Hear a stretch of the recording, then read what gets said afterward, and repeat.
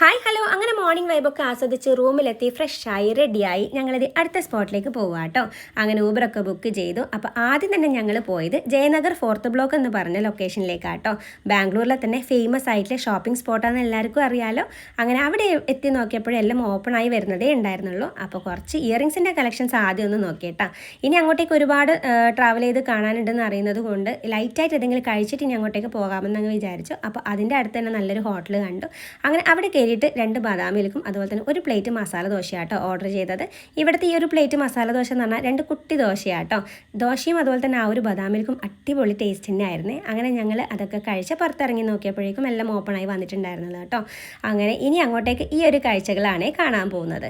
ഒരുപാട് റീൽസിലും വീഡിയോസിലും ഒക്കെ കണ്ടിട്ടുണ്ട് ഈ ഒരു ലൊക്കേഷൻ്റെ ഡ്രസ്സിൻ്റെ കളക്ഷൻസിനെ പറ്റിയിട്ടും അതുപോലത്തെ റേറ്റിനെ പറ്റിയിട്ടും. അപ്പോൾ അവിടെ എത്തിയപ്പോഴും മനസ്സിലായി അതുപോലെ തന്നെയാണ് എന്നുള്ളത്. പിന്നെ ഞങ്ങൾ ഗേൾസിൻ്റെ ഫസ്റ്റ് പ്രയോറിറ്റി എന്ന് പറഞ്ഞാൽ ഷോപ്പിംഗ് തന്നെയാണല്ലോ.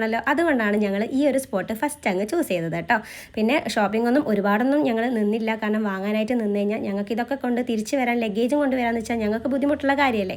അതുകൊണ്ട് ഞങ്ങളുടെ ഷോപ്പിംഗ് ഒക്കെ വെറും ലിമിറ്റഡ് തന്നെയായിരുന്നല്ലോ കേട്ടോ. പിന്നെ കന്നഡമൊക്കെ മാക്സിമം തന്നെ കണ്ടായിരുന്നേ. അങ്ങനെ പകുതി കണ്ടപ്പോഴേക്കും പിന്നെ വിശന്നു. അങ്ങനെ രാവിലെ കഴിച്ച അതേ ഹോട്ടലിൽ കയറിയിട്ട് തന്നെ ഒരു വെജിറ്റബിൾ ബിരിയാണിയും അതുപോലെ തന്നെ അവിടുത്തെ സ്പെഷ്യൽ ഐറ്റമായ ഹണ്ടി ബിരിയാണിയും കഴിച്ചു കേട്ടോ. നല്ല ടേസ്റ്റ് തന്നെയായിരുന്നേ.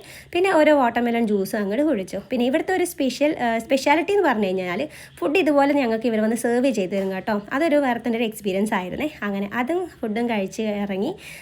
പിന്നെ ഞങ്ങൾ കുറച്ച് അടുത്ത സെക്ഷനായ ബാഗിൻ്റെ സെക്ഷനിലേക്കൊക്കെ ഇങ്ങനെ പോയി. പിന്നെ ഇടയ്ക്കിടയ്ക്ക് ഞാൻ പറഞ്ഞല്ലോ ഞങ്ങൾ എന്തെങ്കിലും ലൈറ്റായിട്ട് ഇങ്ങനെ കഴിച്ചുകൊണ്ടാട്ടോ പോവുക. കാരണം ടയേർഡ് ആവാതിരിക്കേണ്ടിയിട്ടാട്ടോ അതിങ്ങനെ കഴിച്ചുകൊണ്ട് പോകുന്നത്.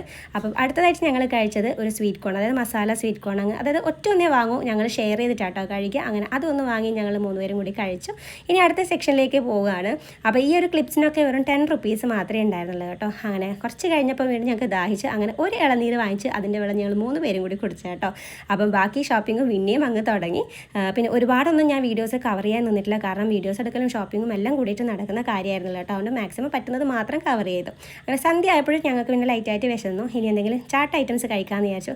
അതേ ഹോട്ടലിൽ തന്നെ കയറിയിട്ടാട്ടോ ചാട്ടും കൂടി കഴിച്ചത്. അങ്ങനെ അതും കൂടി കഴിച്ച് ഇനി നേരെ റൂമിലേക്ക് പോവാട്ടോ. റൂമിലെത്തിയിട്ട് വേണം ഞങ്ങൾക്ക് അടുത്ത സ്പോട്ടിലേക്ക് പോകാനായിട്ട്. അപ്പോൾ ആ ഒരു വിശേഷങ്ങളുമായിട്ട് അടുത്ത വീഡിയോയിൽ കാണാവേ.